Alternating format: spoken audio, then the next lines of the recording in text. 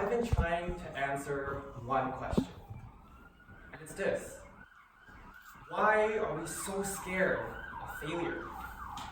I went online, I watched a few TED Talks, I even hosted last week's table Toastmaster session on failure.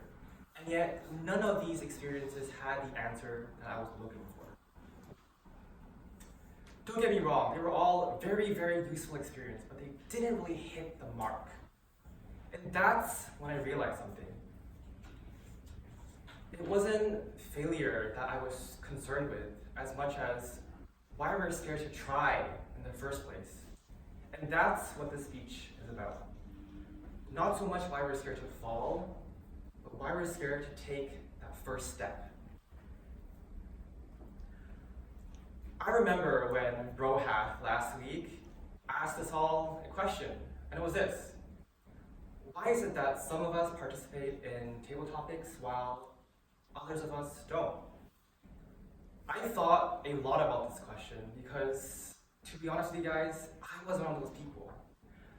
I remember my first couple of table topic sessions and even Toastmaster sessions, I was just waiting on my seat, idling, not doing anything, just waiting for the right moment to answer or speak on something. And before I knew it, Harrison or whatever would use his gavel and then smack it on the table and poof, my opportunity to speak was gone. Just like that. Just imagine for a second the irony and the embarrassment of going to a public speaking club and not having spoken a single word. Now, if any one of you feels the same way, I truly sympathize with you. Because for me, it wasn't just Toastmasters. It was a lot of different areas of my life. Networking events, job interviews, social gatherings, they all felt impossible, like a hurdle I couldn't overcome. It felt like going into a dark forest with no one to guide you or no one to show you where to go.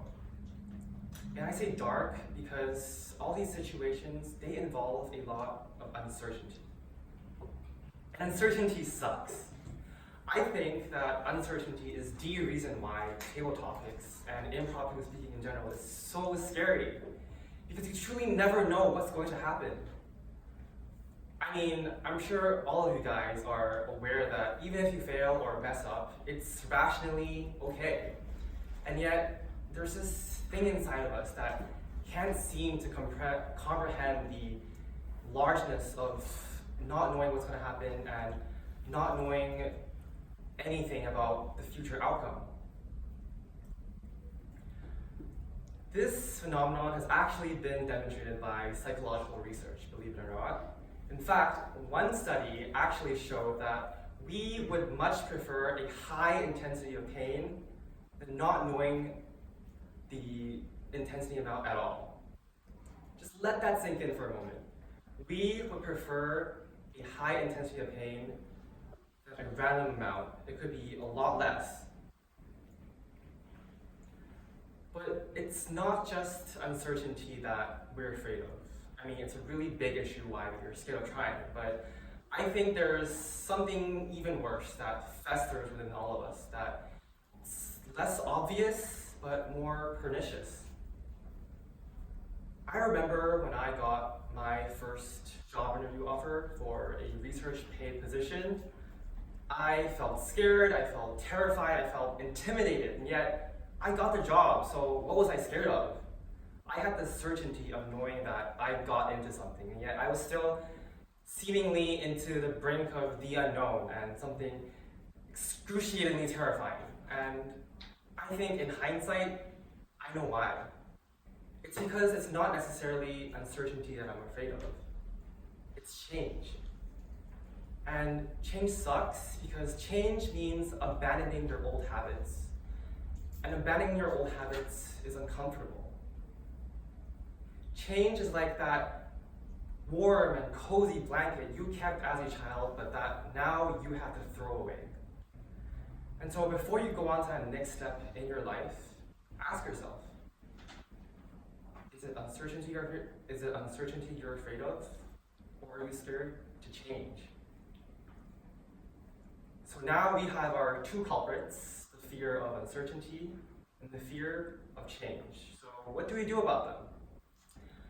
I think the answer is simple, but it's definitely not easy and it's certainly not satisfying. It's that we have to confront our fears by doing that which we fear. I know, it's a really bad answer, but that's the truth. And research has shown time and time again that in vivo or real life exposure is the only way you can get rid of your fears. And you guys might be wondering, what? That's crazy, that's stupid. I mean, if you're scared of something, then why would you want to do it? That makes no sense.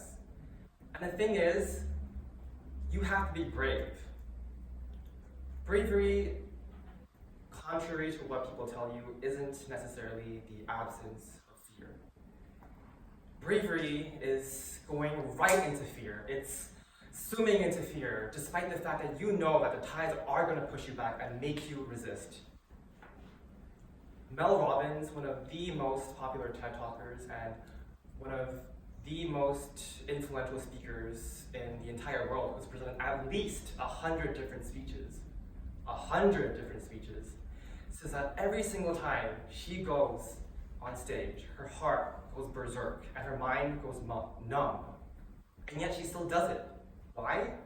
Because the only thing standing in between her goals, between her and her goals, is herself. And so this is a crux of my speech.